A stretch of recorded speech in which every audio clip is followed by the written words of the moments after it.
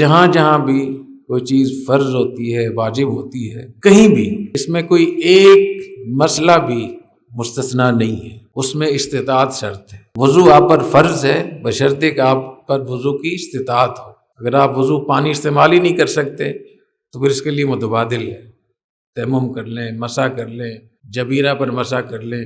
اور اگر آپ کا ہاتھ ہی نہیں ہے، خدا نخواستہ ہاتھ کٹا ہوا ہے، تو اس کا دھونا فرض ہوگا؟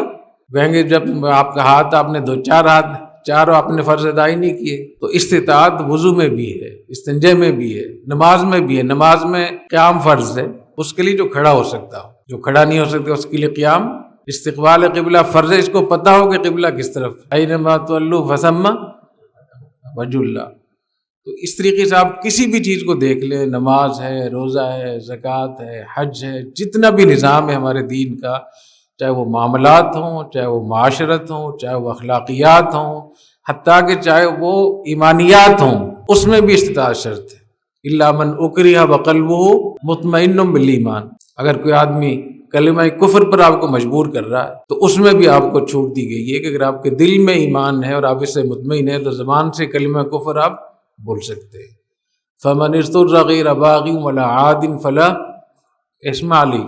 خنزیر ہے، مردار ہے، اس کی اجازت نہیں ہے۔ ہاں اگر آپ مضطر ہیں تو اس کی اضطرار کے بغیر اس کی اجازت۔ لا یکلف اللہ نفسا الا وسعها۔ اللہ تعالیٰ نے وسعت کے مطابق مکلف کیا ہے، وسعت سے زیادہ کسی کو تکلیف اللہ نے، یہ وہ بنیادی چیزیں ہیں جو کبھی تبدیل نہیں ہوئی۔ لا تبدیل لکلمات اللہ، ان میں یہ بات شامل ہے۔ استطاعت کا مطلب کیا ہے؟ کس کو کہتے ہیں استطاعت؟ استطاعت کا مطلب یہ ہے کہ رد عمل کا تحمل ہے یا نہیں۔ جیسے آپ نے پڑھا ہوگا من رأى منکم منکرا فلیغیرہ بیدہ فإن لم یستطع فبلسانہ فإن لم یستطع فبقلبہ۔ جو منکر کو دیکھے وہ اپنے ہاتھ سے اس کو بدلے، اور اگر اتنی استطاعت نہ ہو تو زبان سے بدلے، اور زبان سے بھی بدلنے کی طاقت نہ ہو تو پھر دل سے بدلے۔ تو اگر صرف بولنا کافی ہے، استطاعت کا معنی صرف بولنا ہے، تو پھر تو اس کا مطلب یہ ہوگا کہ جو گونگا ہو دل میں سمجھے۔ فَمَن لَّمْ يَسْتَطِعْ فَبِلِسَانِهِ ہے نا، فَإِن لَّمْ يَسْتَطِعْ فَبِقَلْبِهِ۔ تو زبان سے اگر آپ استطاعت نہیں رکھتے ہیں تو یہ کون آدمی ہوتا ہے جو زبان سے بھی نہ کہہ سکے؟ گونگا ہی ہوتا ہے نا۔